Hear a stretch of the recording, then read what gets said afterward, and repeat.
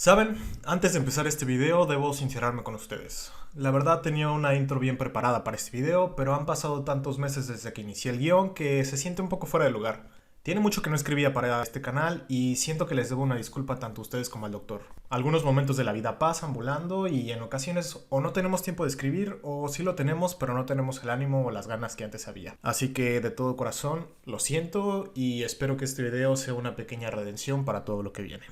Ahora sí. Hace ya un buen tiempo que fui a McDonald's a comer porque de vez en cuando no tengo ganas de pensar en qué hacer para el menú del día porque, güey, nunca te avisan que cuando eres grande tienes que pensar que vas a comer todos los días. Y bueno, más allá de la comida descubrí que el restaurante del payaso, además de ofrecer cajitas felices a los niños, también estaba teniendo una dinámica similar para los adultos con muñequitos de Friends que después se transformaran en tazas. En un principio pensé que era sumamente extraño, tanto por el hecho de que la serie tiene literalmente 20 años de haber terminado, como por el hecho de que dudaba que los adultos compraran cabezones que ni siquiera se parecen a los personajes. Pero después recordé que hace poco se habían cumplido 30 años desde su estreno y que, como suele pasar con series así, Warner Brothers quiso explotar hasta el último centavo recordándonos que Friends existe. Cosa que por supuesto hizo que mi generación abarrotara el McDo en búsqueda de cabezones, ya sea porque nos mama la nostalgia o por el hecho de que en los últimos años hemos transformado cualquier juguete en coleccionable que vamos apilando en nuestros estantes y que no volvemos a tocar nunca. En fin, esto no es una crítica porque yo mismo terminé con una taza. Y tampoco es publicidad del McDonald's, sino que es una explicación de todo el hilo que se venía formando en mi mente mientras esperaba mi pedido. Porque a pesar del fanatismo, los 30 años, las 10 temporadas y los 6 personajes que hicieron esta serie, mi mente no podía dejar de pensar que si Friends se hubiera estrenado en 2024, muy posiblemente no hubiera durado más de 2 temporadas.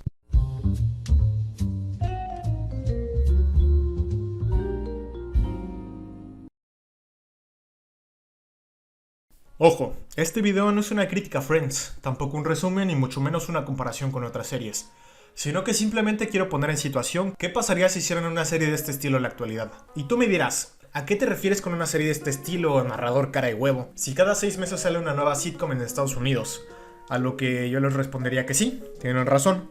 Pero a pesar de que se siguen haciendo series así, existe una marcada diferencia entre cómo se hacían las sitcoms anteriormente y en general las series a cómo se hacen en la actualidad. Además, poner solamente las 2 primeras temporadas puede ayudar a que reflexionemos en todos los momentos que nos podríamos haber perdido, y cómo esto se puede reflejar en algunas series actuales que no suelen durar más de 1 o 2 temporadas. Ahora, siendo honestos, tengo que decir que, aunque no sea mi sitcom favorita, ni posiblemente esté en mi top 5 de mejores sitcoms, sí es una serie que me gusta bastante, es por momentos súper divertida y si les soy franco, fue mi entrada al mundo de las sitcoms. Fue la primera que me vi completa, gracias en parte a una ex que me pidió verla, dado a que era su serie favorita. Pero en fin, como fue la primera sitcom que me aventé completa, durante varios años me sirvió como un punto de comparación con series del mismo estilo como How I Met Your Mother, que al final como trama no tiene nada en común, pero que sí comparten una misma locación y además un grupo de amigos. Además, creo que es una falta de respeto comparar a Friends con otras series del mismo estilo. No tanto porque las otras series no sean buenas o porque la comedia a ratos no les alcance, sino por el fenómeno que representó la serie. Porque sí, aunque el doctor se vaya a enojar conmigo con esta falta de respeto a otras sitcoms como Cheers o Seinfeld, Friends buenamente podría estar junto a los Simpson y a los Chicago Bulls de Michael Jordan como las 3 cosas más representativas de los Estados Unidos en los 90. Y digo Estados Unidos porque hubo otras cosas buenas alrededor del mundo como Betty la Fea, Mr. Bean, XH Derbez o inclusive el pick de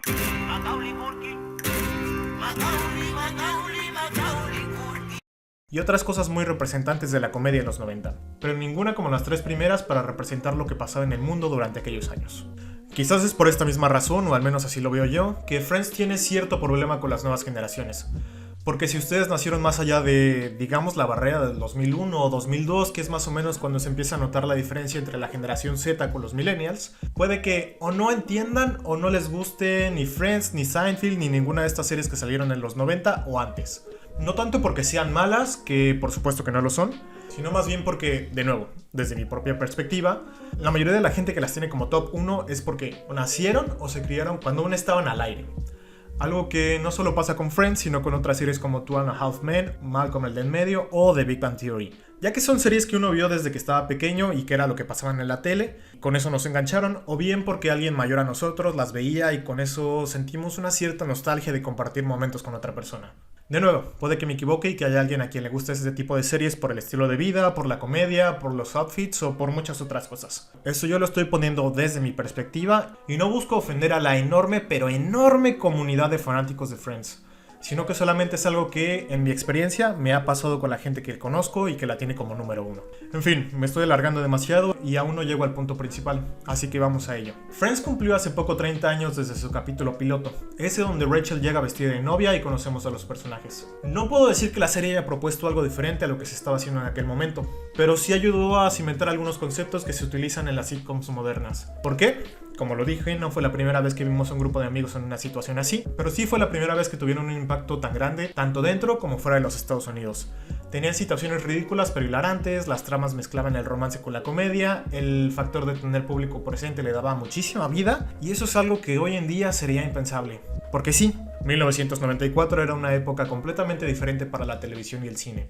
No había tanta competencia por el prime time todas las noches, el internet aún estaba lejos, o se veía como algo novedoso, y la vida en general tenía más color. Y sobre todo, las productoras tenían muchísima más paciencia cuando lanzaban un proyecto nuevo. Si sumamos las dos primeras temporadas de Friends, tenemos 48 episodios, algo que hoy en día fácilmente sería una serie completa. Y además, súmenle eso de tener público presente y que solo se lanzaba un capítulo a la semana. Y todo esto solamente entre 1994 y 1995. Ahora, imagínense los 10 años y los 236 capítulos que duró. Respecto a la trama y todo lo que sucede a lo largo de las 10 temporadas, las dos primeras presentan ¿qué les gusta? ¿Solo un 10 o 15% de la trama? ¿Se imaginan cómo sería eso en la actualidad con 48 episodios? Impensable, porque todavía no hemos visto nada. Hay una cantidad excesiva de momentos icónicos que todavía no salen. Iniciando con el We Were on a Break, pasando por un embarazo, una de las historias más románticas que la televisión cómica nos ha presentado, y diversos momentos tanto divertidos como dramáticos. Ahora que ya sabemos todo esto, vamos a pensar cómo funcionaría esto en la actualidad.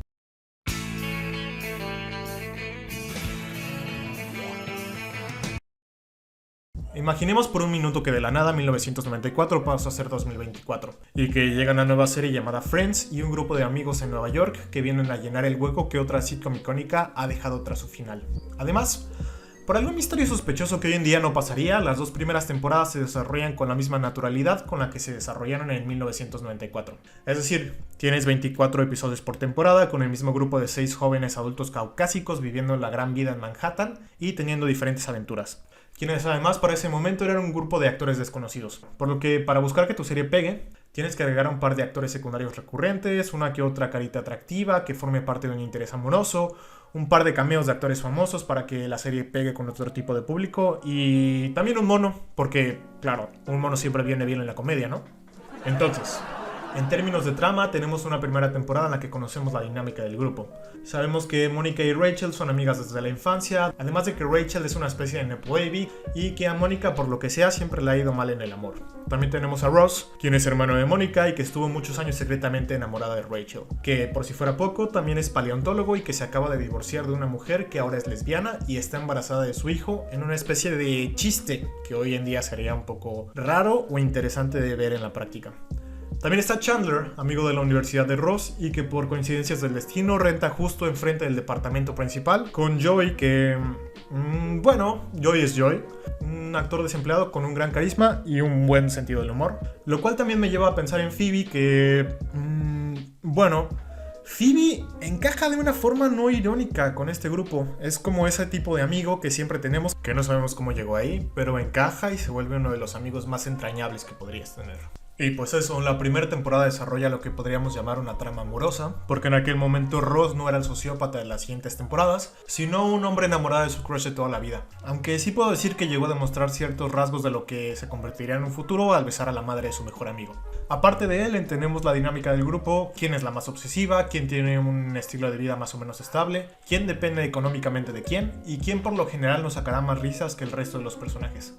También tenemos la subtrama del mono, la subtrama de Rachel consiguiendo empleo, la subtrama de Mónica cocinera, la subtrama de los trabajos de Phoebe y otras cosas de por medio como la trama del bebé, de los novios, de la comedia y de todo lo que hacía la gente en los 90 en general. No obstante, durante esas temporadas la serie en realidad estaba centrada en la relación entre Rachel y Ross, cosa que de hecho está confirmada por los propios creadores de la serie y que no fue sino hasta después de algún tiempo que decidieron abrir las tramas principales al resto del cast. No tanto por la historia, sino por el carisma de los propios actores. Lo cual no está ni bien ni mal, sino que simplemente era diferente a cómo suceden las cosas ahora con algunas sitcoms modernas. Y pues eso, la primera temporada es en realidad ver cómo Ross sufre por una mujer que va cambiando de novio, según el capítulo, mientras que sus amigos intentan guardar el secreto hasta que al final de la primera temporada Chandler lo dice por accidente y nos deja un pedazo de cliffhanger con Rachel enterándose del secreto y corriendo al aeropuerto para encontrar a Ross que, está llegando con otra mujer. Si a este le sumamos las otras subtramas, la buena dinámica entre los actores y la comedia que nos estaban presentando, pues nos encontramos con el resultado que ya conocemos. Una serie con un éxito inmediato que supo cosechar a una gran cantidad de fans desde el inicio. Ahora, pongamos un asterisco en este punto porque quiero que dimensionen algo. Digamos que en este caso hipotético, Friends pega desde la primera temporada, se hace un éxito inmediato y logra que todos hablen de ella desde un inicio. ¿Qué sería diferente a 1994?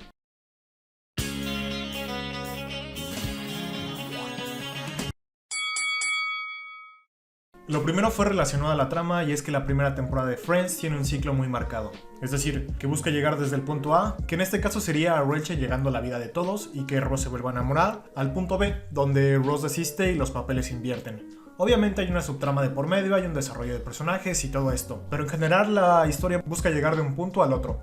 Algo que no todas las sitcoms, o al menos no las sitcoms modernas hacen, sino que por el contrario van construyendo las tramas a medida que pasan los capítulos o bien las temporadas. Obviamente sé que aún existen sitcoms con el mismo estilo y que de hecho otras series como How I Met Your Mother o The Good Place que llegaron después mostraron a la perfección cómo hacer este modelo, pero en general ya no es la línea que siguen todas las sitcoms, sino que más bien son las excepciones. Esto no quiere decir que lo que se hacía antes estaba mal y lo que se hace ahora esté bien, sino que simplemente era una forma diferente de hacer series hace 30 años. El segundo punto al que quiero llegar y que me llama más la atención es cómo se lanzaría esta serie hoy en día y qué tipo de impacto tendría. ¿Sería a través del streaming o bien se utilizaría el formato clásico de la televisión? Hay una cuestión con las series modernas que creo que muchos hemos olvidado o bien hemos normalizado. ¿Cómo nos la presentan? Porque sí, en la actualidad casi todo se lanza a través del streaming a menos que seas un producto de HBO o bien un show de cadena pública. Y dado a que todo se sube directamente a plataformas, existen dos modelos para ver una serie. El primero es el modelo Netflix, donde sube una temporada completa de un jalón y entonces tú puedes decidir si quieres ver un capítulo por día, o bien a tu ritmo, o bien ser un obsesivo que se avienta todo de corrido y pasa la siguiente semana teniendo problemas para dormir. El segundo modelo, más clásico, que se había abandonado por un tiempo, pero que ahora se está volviendo a utilizar y a retomar por series estelares de Disney Plus, Prime o la ya mencionada HBO, que de hecho la utiliza como norma para todas sus series, es lanzar un capítulo por semana acompañado de algún tráiler sobre lo que sigue y con esto generar ruido en redes sociales, más suscripciones en tu plataforma y por supuesto tratar de mantener el hype por los meses que dure esta serie. Ejemplos de estos tenemos muchos, pero por mencionar dos estaría el caso de House of the Dragon o de Mandalorian, que por las buenas o por las malas mantienen al público expectante durante el tiempo que dura la temporada y que después siguen generando ruido en redes mientras esperan la siguiente. Ahora, tampoco quiero que me confundan y que piensen que quiero comparar estas series de presupuestos millonarios que toman mucho tiempo y espacio con otra que, aunque tuviera un gran presupuesto, no necesitaba el mismo tiempo ni las locaciones para grabar y que sobre todo no tenía los espacios para hacer el ruido que sí podría hacer a día de hoy.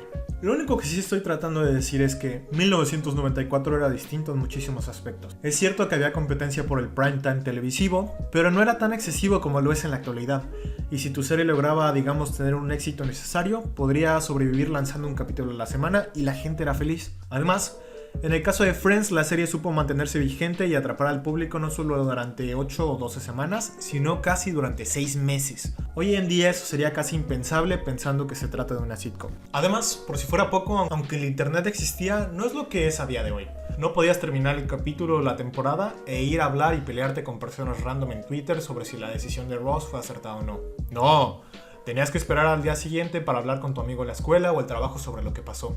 Y esperar a que terminara el mes para que la revista de chismes o bien el programa encargado de hacer eso hablara sobre la producción y más o menos cuándo podríamos esperar lo que sigue. Por decirlo de otra forma, la inmediatez no estaba a la orden del día y eso también estaba bien, porque con todo y todo les reitero que solo entre 1994 y 1995, que en realidad es verano del 96 pero lo diremos como 95, Friends lanzó 48 episodios, algo que hoy en día solamente series como La Rosa de Guadalupe pueden hacer. ¿Pero azules? Azul es el color de los niños. Pero en fin, me estoy extendiendo demasiado con este tema, así que regresemos a nuestro punto inicial. Digamos que al ser propiedad de Warner Brothers, Friends se lanza en el formato HBO, es decir, un capítulo por semana lanzado primeramente en televisión y después en streaming, lo que genera que la gente se clave con la serie por 6 meses y nos quedemos enganchados con el final. La serie hace ruido en redes y la gente se entera. Se crean hashtags para apoyar la serie y los diferentes lados románticos de cada uno. Por un lado tendríamos yo qué sé, hashtag Rothschild o hashtag Rachels, no sé qué suena menos mal. Y del otro lado tendríamos algo tipo hashtag Rachel Bichota, para justificar que ya no debería quedarse con él por haberla olvidado tan rápido. Y por el otro tendríamos un hashtag que diga Ross deserves happiness, para justificar o exponer que Ross merecía ser feliz aunque no fuera con ella. Como Friends cumple con su cometido, se anuncia una siguiente temporada que se lanza a inicios de septiembre de 2025 y entonces veríamos lo siguiente. Rachel siendo una celosa en la relación entre Ross y Julie, con el resto del elenco medio intentando sabotear la relación, pero a la vez tratando de ponerle buena cara a la chica nueva, lo cual de hecho nos regala un momento icónico de la serie entre Rachel y Mónica.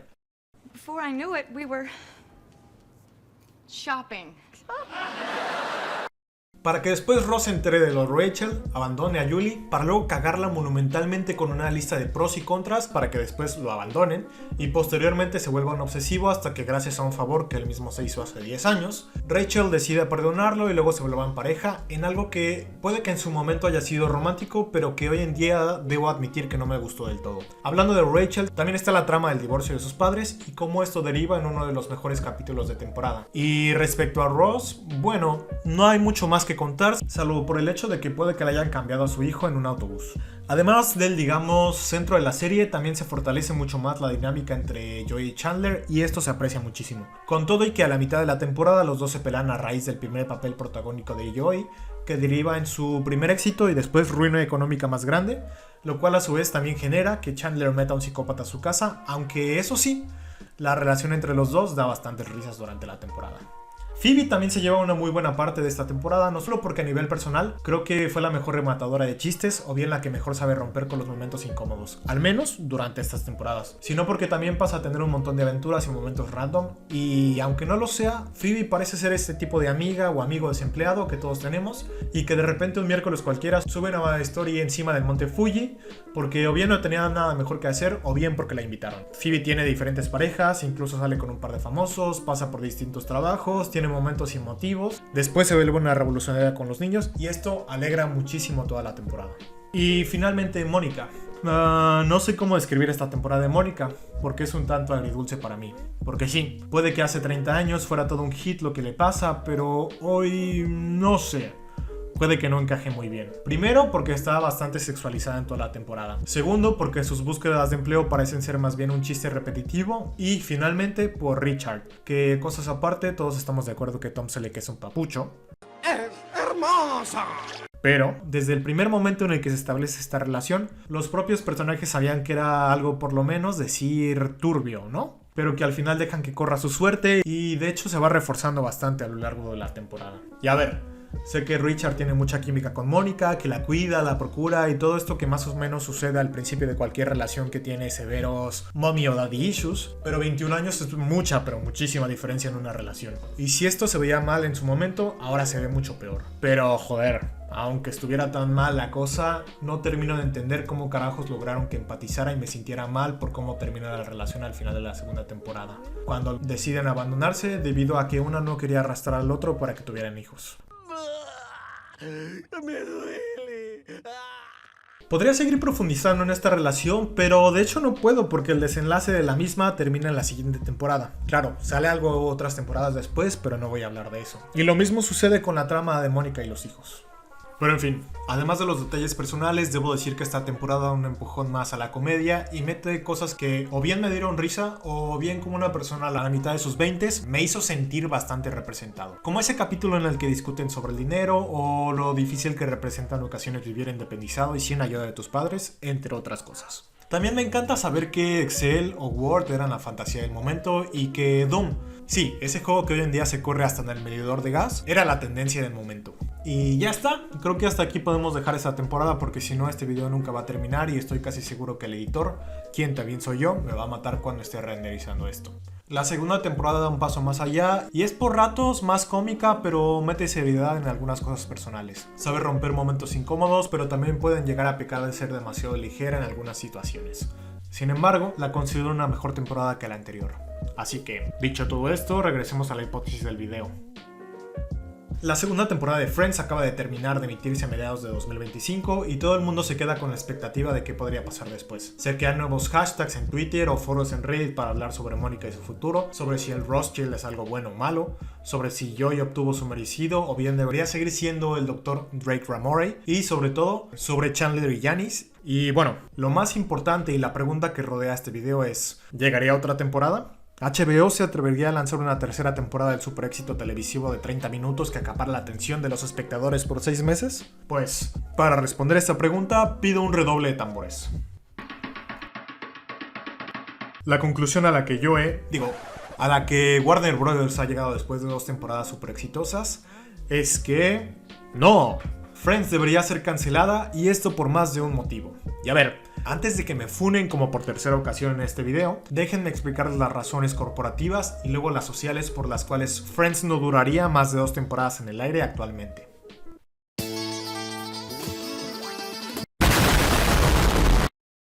A nivel corporativo hay que decir una cosa muy importante respecto a la casa productora de esta serie. Warner Brothers ya no es lo que era. Y por decir que ya no es lo que era es porque realmente ha estado bastante cerca de la quiebra en los últimos años. Y si la compra de Fox por parte de Disney nos enseñó algo, es que ninguna empresa de comunicación es lo suficientemente fuerte para no caer. Excepto quizás por la empresa del ratón, pero eso es historia de otro video. Aunque decir verdad, la serie fue bastante redituable durante sus emisiones. Pues solamente durante las 2 temporadas de las que estamos hablando, Warner Brothers únicamente gastó 31 millones de dólares, algo que actualmente serían unos 74, a cambio de ingresos de publicidad, de retransmisión, de concesiones a cadenas internacionales y sobre todo de venta de mercancía.